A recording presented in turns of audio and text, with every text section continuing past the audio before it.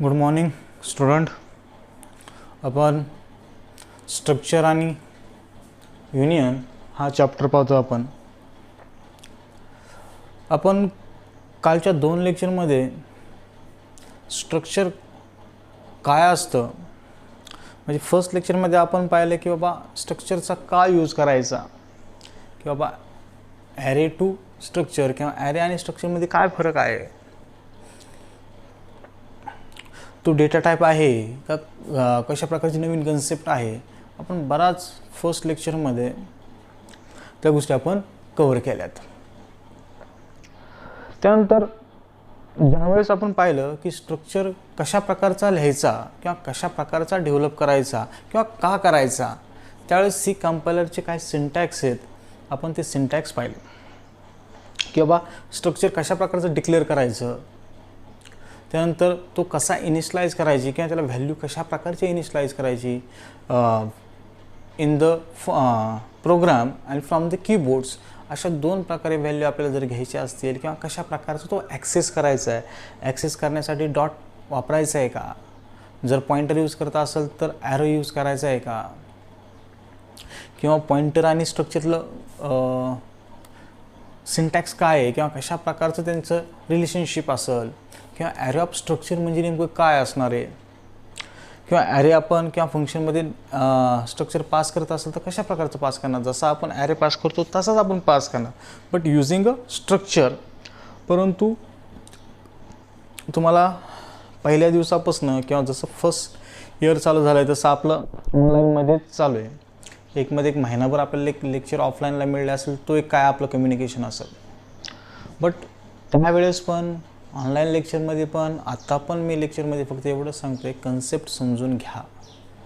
First not priority in a practically, but first मी ती आधी काय असतं ते समजून घेईल किंवा ती कन्सेप्ट काय असते ती समजून घेईल. एकदा मला ती कन्सेप्ट समजली की मला त्याच्यावर थिंक करता येईल आणि त्याच्यानुसार, आणि एक थिंक करणं म्हणजे कशा वेगळ्या प्रकारचं थिंक नसणार आहे, त्यांचं दिलेल्या सिस्टेमॅटिक सिंटॅक्सनुसार आपण त्याचा यूज करून आपण काय करणार आहे, प्रोग्रामिंग पार्ट करत असतो किंवा लॉजिकली पार्ट किंवा एखादं लॉजिकली स्टेटमेंट तयार करत असतो. आपला उद्देश काय, लॉजिकली स्टेटमेंट तयार करणं. हाऊ, व्हाय, का, तर त्याचा यूज का करायचा, तर मला दिलेला एखादा प्रॉब्लेम किंवा एखादी कन्सेप्ट जर मला आली किंवा असा असा हा प्रॉब्लेम आहे, हाऊ टू सॉल्व धिस, तो कशा प्रकारचा सॉल्व करायचा, ह्या उद्देशाने आपण त्या प्रोग्रामिंग पार्टचा यूज करत असतो. म्हणजे 3 गोष्टी लक्षात ठेवा. फर्स्ट इज अंडरस्टँडिंग करून घ्या की नेमकं करायचं आहे काय.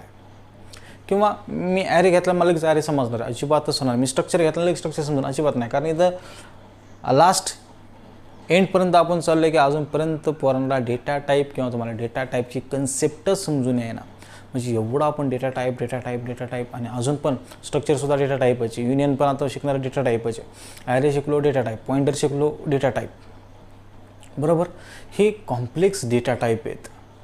आपण फक्त एक व्हेरिएबल, तुम्हाला सांगितलं ना वर्षभर जाईन एवढा व्हेरिएबल आहे. एकदा मला व्हेरिएबल आणि डेटा टाईपचं ह्यांचं कम्युनिकेशन कळलं ना, वा, का तो यूज करायचा आहे, कशासाठी यूज करायचा आहे. कारण जो डेटा घेणार आहे तो डेटा मी एखाद्या व्हेरिएबलला असाइन करतो आहे, मग तो कोणत्या टाईपमध्ये असणार आहे आणि त्याला मला काय करायचं आहे, त्याला घेऊन मला स्टेटमेंट तयार करायचं आहे. जर माझ्याकडून ती कन्सेप्टच समजली नसेल किंवा आपल्याला ती कन्सेप्टच समजत नसेल तर आपण नेक्स्ट जाऊन काय फायदा नाही. लक्षात घ्या, स्ट्रक्चर येत नाही थांबून घ्या, काय अडचण नाही. तुम्ही आज पास होणार आहे, उद्या पास होणार आहेत, कारण मल्टिपल चॉईस क्वेश्चन आहेत. तुम्ही कसेही करता, काही करताना तुम्ही सॉल्व करता. बट प्रोग्रामिंग करायची असेल, मला जॉब मिळवायचा असेल तर ह्या कन्सेप्ट इतक्या महत्त्वाच्या आहेत की तुम्ही म्हणता सर मला डेटा टाईप येत नाही, मी पुढचं घेईन. अजिबात नाही, ती करूच नका. तुम्हाला डेटा टाईपच कळत नाही ना, तुम्हाला अख्ख्या लाईफमध्ये कोणतीच लँग्वेज येणार नाही. कारण का, सगळ्या लँग्वेजचा बेस हा डेटा टाईप आहे, व्हेरिएबल आहे. कारण ह्या छोट्या गोष्टी ह्या मोठ्या गोष्टीला काय करत असतात, प्रवृत्त करत असतात, आणि मोठ्या गोष्टीला काय करत असतात, स्टेटमेंट तयार करण्यासाठी ह्यांचा यूज आहे. स्टेटमेंट मी केव्हा तयार करेल, मला ॲडिशन सबट्रॅक्शन मला कळत ना, मला ॲडिशन सबट्रॅक्शन डिव्हिजन केव्हा येईल, मला 1 2 3 4 5 6चा अर्थ कळला असेल किंवा 1 काय असतो, 2 काय असतो, 3. मला जर ABCDच येत नसेल तर मी इंग्लिशमधून बोलू शकत नाही, स्टेटमेंट तयार करू शकत नाही. It is a simple process. मला माझं स्वतःचं नाव लिहायचं आहे इंग्लिशमधून, परंतु मला ए काय असो, एम काय असो, ओ काय असो, एल असो हे माहीतच नसेल तर ते वर्ड्स तयार करून काहीही फायदा नाही. It is a copy to paste, एवढंच होईल, दुसरं काही नाही. ठीक आहे, आपण काल स्ट्रक्चर काय आहे आपण समजून घेतला. एक लक्षात घ्या, आत्ता जरी व्हिडिओ पडत असली ना, आता एक्झाम आहे, आज उद्या 15 दिवसांनी एक्झाम आहे, 10 दिवसांनी एक्झाम आहे, ठीक आहे, पुन्हा लेक्चर पहा, पुन्हा रिपीट करा, पुन्हा त्या गोष्टी पहा, तर तुम्हाला ती समजून येईल. मी काय म्हणते, कन्सेप्ट समजून घ्या, प्रॅक्टिकली करायच्या वेळेस माझ्याकडे या, मी तुम्हाला पुन्हा ती गोष्ट शिकवाल. परंतु तुम्ही उगाचच झाले लेक्चर दिले सोडून, कारण सेकंड इयरला यायचं आहे, सेकंड इयरला येत असताना तुमच्याकडे बेसिक कन्सेप्ट पाहिजे की बाबा ते विचारल्यानंतर तेवढं तरी सांगता आलं पाहिजे. मी काय म्हणतो, नका का तुम्हाला त्याचं स्ट्रक्चर, त्याचा नका का सिंटॅक्स लिहिता आहे ना, परंतु त्याचा यूज काय आहे एवढंच मला तुमच्याकडून कळलं तरी बास झालं. ओके, ठीक आहे. आपण स्ट्रक्चर काल पाहिलं, आपल्याला पाहायचं आहे आज युनियन. परंतु युनियन पाहायच्या आधी अजून एक कन्सेप्ट आहे टाईप डिफाईन नावाची. टाईप डिफाईन नावाचा एक डेटा टाईप आहे. हा सुद्धा काय डेटा टाईप आहे. स्ट्रक्चरसुद्धा काय डेटा टाईप आहे. युनियनसुद्धा काय डेटा टाईप आहे. परंतु टाईप डिफाईन नावाचं एक कीवर्ड्स आहे, तो कशासाठी यूज करायचा, it is a use for a data type. जसं स्ट्रक्चरसाठी यूज करतो तसंच डेटा टाईप डेफिनेशनसाठी सुद्धा आपण यूज करतो. मग टाईप डेफिनेशनमध्ये पण काय, the collections of multiple variable आहेत, परंतु कसे डिफरंट टाईपच. परंतु ह्याची एक छोटीशी कन्सेप्ट अशी की जसं स्ट्रक्चरमध्ये आपण एक व्हेरिएबल तयार करतो आणि त्याचे मल्टिपल आपण काय करतो, ऑब्जेक्ट तयार करतो, किंवा एक स्ट्रक्चरला मल्टिपल व्हेरिएबलने आपण असाइन करतो. बट इथं काय आहे, त्या एक व्हेरिएबल जो तयार केला आहे किंवा जो काय टाईप डेफिनेशनचा जो काय आपण व्हेरिएबल तयार करणार किंवा त्या स्ट्रक्चरचा जो काय व्हेरिएबल तयार करतो, नंतर मी टाईप डेफिनेशन यूज केला असेल तर त्या ऑब्जेक्टचा किंवा त्या व्हेरिएबलचा किंवा त्या व्हेरिएबल टॅगचा मी नवीन डेटा टाईप क्रिएट करतो. म्हणजे ओल्ड डेटा टाईप जो असेल एक्स नावाचा, त्याला मी काय करू शकतो वायने. म्हणजे इथं काय आहे, युजर डिफाईन डेटा टाईप. हा यूज कशासाठी होतो, user define. It is a user define data type. म्हणजे जर मला आपण काय करतो, integer, character, float, string, whatever, हा जो काय डेटा टाईप आपण तयार करतो तसाच युजर डिफाईनली एक टाईप तयार करू शकतो. It is a type define. म्हणजे नवीन टाईप तयार करणं, नवीन डेटा टाईप तयार करणं हे आपण टाईप डेफिनेशन थ्रू करू शकतो. मग कसं करणार आपण पहा.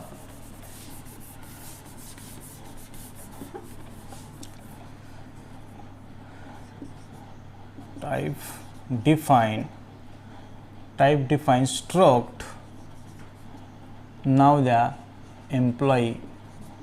ओके,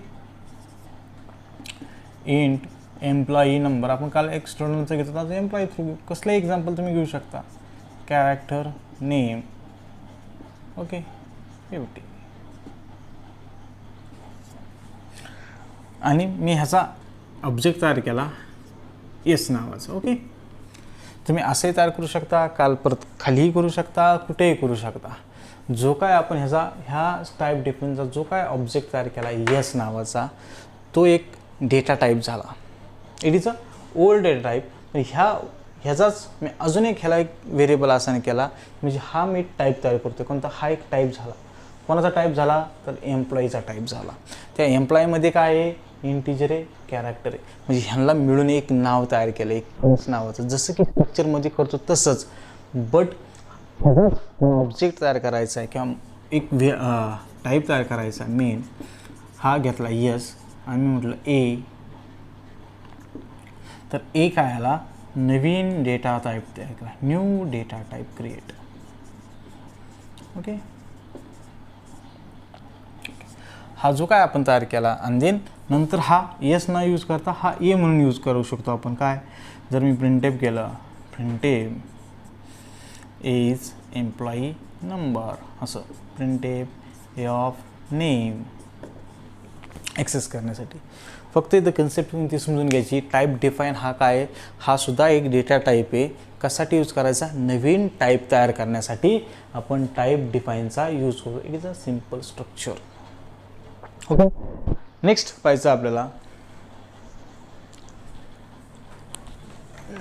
आपल्याला नेक्स्ट पाहायचं आहे युनियन.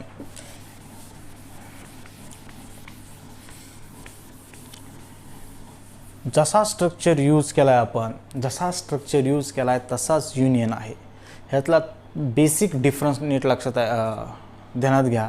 मी फरक सांगतो आहे, नंतर एक्झाम्पल थ्रू किंवा त्या सिंटॅक्स पाहू. जसा स्ट्रक्चर आपण यूज करतो तसाच युनियन यूज करतो. मग ह्याच्यामध्ये फरक काय पहा.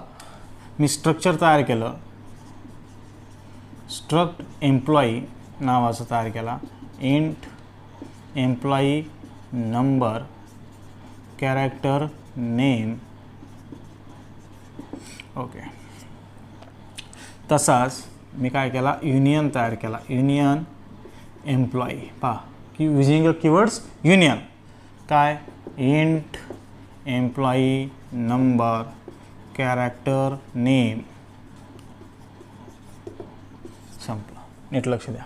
आता फरक पण आणि एक्झाम्पल पण सगळं सिलेक्शनमध्ये युनियनमध्ये स्ट्रक्चरमध्ये फरक काय.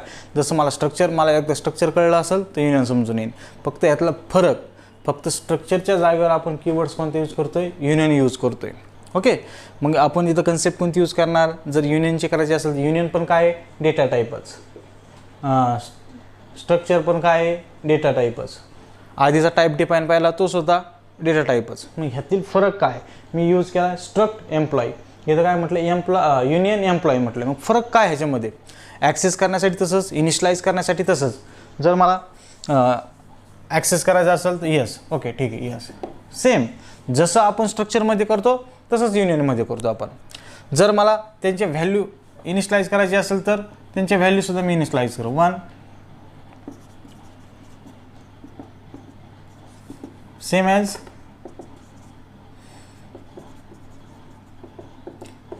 काही नाही, दोघांमध्ये काहीच फरक नाही. म्हणजे व्हॅल्यू जसं स्ट्रक्चरचं आपण नाही का डिक्लेरेशन करतो तसंच डिक्लेरेशन युनियनचे. जसं इनिशियलायझेशन करतो तसंच इनिशियलायझेशन आहे.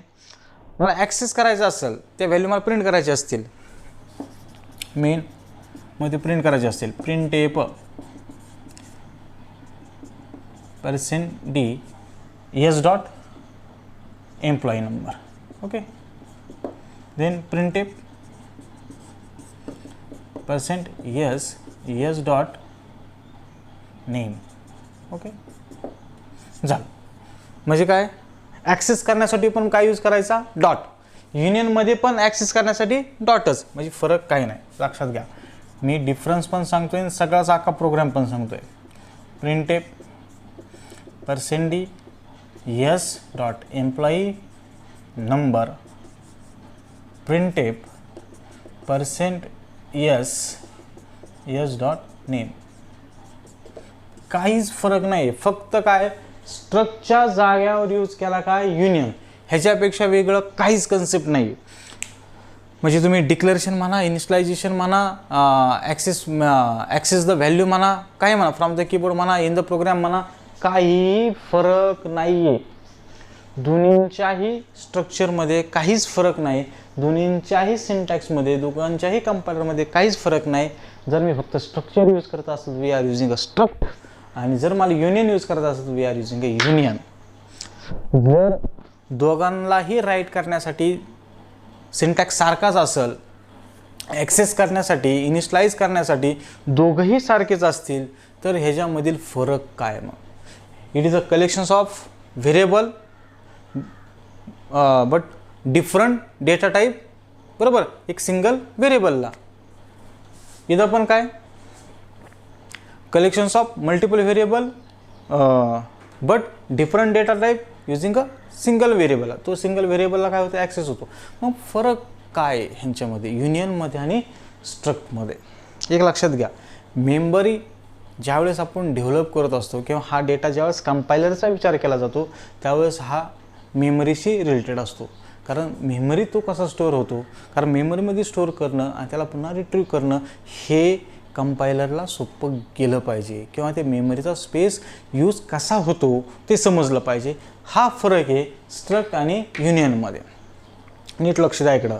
डिफरन्स तुम्हाला स्ट्रक्चर आणि युनियनमध्ये जर मल्टिपल चॉईसमध्ये फरक विचारला गेला किंवा कंपनीमध्ये जॉबमध्ये कुठे गेल्यानंतर ह्याच्यातला पहिल्यांदा फरक विचारतात तुम्हाला नाही का सिंटॅक्स फिंटॅक्सला काय विचारणार कारण ते सिम्पल आहे कोणाला येतं सिंटॅक्स ही गोष्ट अशी आहे कुणीही राईट करून सांगू शकतो कुणीही सांगू शकतं बट त्यातील फरक कळला पाहिजे किंवा आता स्ट्रक्ट काय ती कन्सेप्ट सांगता आली पाहिजे किंवा युनियन काय हे सांगता आलं पाहिजे परंतु आपल्याला जर विचारला की बाबा ह्यातला फरक काय आहे स्ट्रक्ट आणि एम्प्लॉय दोघंही सारखेच लिहिले जातात दोघांचंही डिक्लेरेशन सारखं आहे दोघांचंही इनिशियलायझेशन सारखं आहे दोघांचंही ॲक्सेसिंग चांगलं आहे तर व्हॉट डिफरन्स युनियन आणि स्ट्रक्चर कीवर्ड ह्याचं कीवर्ड युनियन आहे ह्याचं कीवर्ड स्ट्रक्ट आहे फरक आहे नीट लक्षात घ्या एम्प्लॉईचा आपण किती व्हेरिएबल घेतलेत किती मेंबर घेतलेत 2 इंटिजर जर हा 32 बिट ऑपरेटिंग सिस्टीम असेल पण ती नीट लक्ष द्या ही सगळ्यात महत्त्वाचा डिफरन्स आहे जर 32 बिट ऑपरेटिंग सिस्टीम असेल तर ते 32 बिट ऑपरेटिंग सिस्टीममध्ये एम्प्लॉई जो काय इंटिजर घेतला आहे हा किती झाला 4 बाईट झाला ओके आणि हा किती झाला कॅरेक्टर 50 घेतलेत किती झाले 50 बाईट ओके म्हणजे टोटल किती झाले 54 बाईटचा व्हेरिएबल झाला तो किंवा स्ट्रक्ट किती झाला किंवा हा एम्प्लॉईची साईज किंवा ह्या एचची व्हेरिएबलची साईज 54 बाईट झाली किती 54 बाईट युनियनची पण काय आहे ह्याची पण 4 बाईट आहे आणि ह्याची पण आपण काय घेतली 50 म्हणजे किती 54 बाईट युनियनची पण सुद्धा किती आहे 54 बाईट आहे लक्षात घ्या एम्प्लॉई पण काय करतोय 54 बाईट आहे आणि युनियनसुद्धा काय 54 बाईटची मेमरी तयार झाली दोघांची पण कशानुसार दिसते त्याच्यानुसार ह्याच्यामध्ये 54 दिसते ह्याच्यामध्ये 54 बाईट दिसतील मग जर मी स्ट्रक्ट तिथे यूज केला असेल तर काय फरक होईल आणि युनियन जर यूज केला असेल मी प्रोग्रामिंगमध्ये तर मेमरीमध्ये काय यूज होईल फरक नीट लक्षात घ्या जर मी स्ट्रक्ट यूज करत असेल किंवा स्ट्रक्चर यूज करत असेल तर तो 54च्या 54 बाईट काय करतो मेमरीमध्ये रिझर्व करतो किती 54च्या 54 बाईट काय करतो मेमरीमध्ये रिझर्व करतो त्या 54 बाईटपैकी मी 10 एलिमेंट यूज केले किती केले 10 व्हेरिएबल यूज केले किंवा 10 बाईट यूज केलं तर उरलेले 44 बाईट तसेच राहतात कशामध्ये स्ट्रक्चरमध्ये पहा बट युनियनमध्ये मी एम्प्लॉई घेतला 4 बाईट आणि कॅरेक्टर घेतला आहे 50 बाईटचा बरोबर 4 अधिक 54 मग तो काय करतो ह्याच्यामध्ये सगळ्यात मोठी साईज कोणाची आहे इंटिजरची का कॅरेक्टरची ह्याच्यामध्ये कॅरेक्टरची साईज मोठी का 50 बाईट यूज केले त्याच्यामध्ये आपण आणि ह्याच्यामध्ये किती केलेत 4च बाईट केलेत मग तो काय करतो जी मेमरी ज्या मेंबरची मोठी असेल तो आधी काय करतो यूज करतो म्हणजे 50 बाईटचा तो काय करतो स्ट्रक्चर तयार करतो किंवा ॲरे तयार करतो आणि तेवढी इन्फॉर्मेशन काय करतो याच्यामध्ये स्टोअर करतो म्हणजे ह्याच्यामध्ये काय होतं युनियनमध्ये जो काय मोठी साईज असेल ती आधी अलोकेट होती जर गरज पडली तर त्यापेक्षा परत कोणता मोठा इंटिजर मग त्याची अजून साईजला काय होती ॲड होती म्हणजे काय जर मला व्हॅल्यू अलोकेट करायची असेल किंवा साईज अलोकेट करायची असेल किंवा त्याला काय व्हेरिएबल द्यायचे असतील तर अशा वेळेस काय करतो जी मोठी असेल ती घेतो दुसरी तशीच ठेवतो जर ती पूर्ण झाली आणि अजून गरज पडली पण सेकंड कोण मोठा आहे तर एम्प्लॉई मोठा आहे मग त्याची मेमरी घेतली जाते म्हणजे तो काय करतो सिंगल मेमरीची मेमरी यूज घेतो सिंगल मेमरी म्हणतो मी एका मेंबरची सिंगल मेमरी घेतो त्याची यूज करतो जर गरज पडली तर अजून घेतो नसेल तर तसंच ठेवून देतो म्हणजे इथं काय मेमरीचा सिस्टमॅटिकली यूज केला जातो कशामध्ये युनियनमध्ये स्ट्रक्चरमध्ये सिस्टमॅटिक यूज केला जात नाही जेवढी काय ऑल मेंबरची साईज असेल तेवढी साईज एकदम ॲट अ टाईम घेतली जाते it is a difference structure आणि युनियन हा डिफरन्स कुठेही जावा कंपनी जावा कुठेही जावा तर आपल्याला तो सांगता आला पाहिजे कारण स्ट्रक्चर दिसतं तसं स्ट्रक्चर आहे युनियन दिसतं तसं युनियन आहे मग ह्यांच्यामध्ये फरक काय कारण सिंटॅक्स सारखे आहेत कंपायलिंग प्रोसेस सारखी आहे मग व्हॉट इज अ डिफरन्स जर तिथं मेमरी अलोकेशनची वेळ येते त्यावेळी तो सिंगल मेंबरची व्हॅल्यू काय करतो अलोकेट करून देतो जी मोर दॅन असते दुसऱ्यांपेक्षा जर ह्याच्यामध्ये 10 टाईप यूज केले असतील आणि ते 10 टाईपपैकी कोणाची साईज मोठी जी असते ती काय केली जाते त्याला दिली जाते यूज करायला आणि जर गरज पडली तर अजून मग पुढचा नेक्स्ट घेतो. म्हणजे जशी पाहिजे तशी त्या मेमरीची व्हॅल्यू काय करतो, अलोकेट करतो. असं अख्खीच रिझर्व करून ठेवत नाही. कशामध्ये, युनियनमध्ये. स्ट्रक्चरमध्ये काय करतो, जेवढे मेंबर आहेत त्यांची प्लस होईल आणि ते डायरेक्ट तेवढे साईज काय होईल, रिझर्व होऊन जाईल. That is called structure. हा आहे त्याचा स्ट्रक्चर आणि युनियनमधला फरक. कळला का? Very simple. जसं जर 2 लेक्चर आधी स्ट्रक्चरचे पाहिले असतील, त्या स्ट्रक्चर जागेवर खोडायचा आणि त्या जागेवर काय करायचं, युनियन लिहायचा. मग जिथं जिथं दिसन तिथं स्ट्रक्चर जागेवर काय युनियन, ते झालं युनियन आपलं सगळं. मग तुम्ही व्हेरिएबल पास करा, काय करा, कसे करा, कुठेही करा, काही करा. बट जर फरक विचारला तर अशा प्रकारचा फरक आहे. सिंगल मेंबरची मेमरी काय केली जाते, सिंगल एंटिटी यूज केली जाते. Single entity. स्ट्रक्चरमध्ये ऑल मेमरी यूज केली जाते. पहा फरक काय. Structure the collections of variable of a different data type but it's refer common name किंवा single value but all memory are allocate. सगळी मेमरी काय केली जाते, त्या व्हेरिएबलला अलोकेट केली जाते. युनियनमध्ये काय, same definition. The collections of variable of a different data type refer by single entity किंवा single value but sharing the memory एक सिंगल एंटिटी. ती मेमरी काय केली जाते, सिंगल एंटिटी शेअर केली जाते. It is a difference. It is a structure आणि it is a union. ज्यावेळेस आपण प्रॅक्टिकली स्टार्ट करू, ज्यावेळेस कॉलेज सुरू होईल त्यावेळेस आपण पुन्हा प्रॅक्टिकली पार्ट होईल. पण ज्यावेळेस मी तुम्हाला कन्सेप्ट विचारली जाईन त्यावेळेस तुम्हाला जर एखादा म्हटलं सर मला ते माहीत नाही, कळलं नाही, मी व्हिडिओ पाहिला नाही, त्यावेळेस तुम्हाला काय करावं लागेल, मला तुम्हाला जास्त काय बोलता यायचं नाही. परंतु जे काय व्हिडिओ दिलेत पुन्हा तुम्हाला ते पाहायला लागतील आणि तरच तुम्हाला माझ्याशी फेस करायला लागेल. त्यावेळेस आपण पुढे जाऊ शकतो. कारण का, जो पार्ट आपला व्यवस्थित झाला आहे त्याला कव्हरिंग करणं काम आपलं आहे. जर आपण ज्याला तर आता एकाचा पार्ट शिकवतो आलो त्याला कव्हरिंग करण्याचा पार्ट केला नाही आपण तर तुम्हाला कन्सेप्ट कधी समजणार नाही. कारण का, तुम्ही बेस महत्त्वाचे. जर मला डेटा टाईप कळलं नसेल तर डेटा टाईपचे लेक्चर पहा, पुन्हा कन्सेप्ट पहा, पुन्हा त्या गोष्टी करा आणि मला फेस करा. मग आपण त्याला काय करू, प्रॅक्टिकली स्वरूप देण्याचं काम करू. नाही तर प्रॅक्टिकली बसलं पुन्हा काय, व्हॉट इज डेटा टाईप, इथं कन्सेप्ट नाही. 70% विद्यार्थी तुम्हाला अजून मी तुम्हाला सांगतो की तुम्हाला डेटा टाईप हा मी आत्ताच नाही तर जेवढ्या 10 वर्ष मी टीच करतो आहे त्या 10 वर्षाच्या टीचच्या कालखंडामध्ये प्रत्येक वेळेस विद्यार्थ्यांना सांगितलं आहे, तुम्हाला जोपर्यंत डेटा टाईप कळत नाही, डेटा टाईप समजणं म्हणजे साधी गोष्ट नाही. सिम्पल डेटा टाईपपासनं तर कॉम्प्लेक्स डेटा टाईपपर्यंत तेवढा स्टडी केला तर तुम्हाला कोणत्याही लँग्वेजमध्ये जा, कुठेही जा, तुम्हालाचा हात कुणीही पकडू शकत नाही. मला माझे व्हॅल्यू घेता आली, मला ती का घेता आली, कशी घ्यायची आणि कोणत्या टाईपमध्ये घ्यायची एवढा अर्थ कळला की मला ते लॉजिकली मांडता येते म्हणजे मला स्टेटमेंट तयार करता येतं. माझा प्रश्न कोणता आहे, स्टेटमेंट मला तयार करता आलं पाहिजे, एक्सप्रेशन तयार करता आलं पाहिजे, इज अ लॉजिकल स्टेटमेंट तयार करता आलं पाहिजे.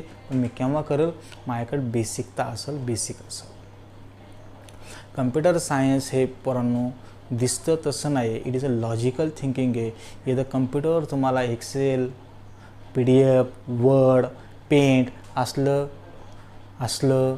आपलं फंडामेंटल काही संबंध नाही. त्या डबड्याचं काय आहे, त्या कम्प्युटरचं ते खोलायचं, ओपन करायचं, त्या हार्डवेअरशी त्याची काही संबंध नाही.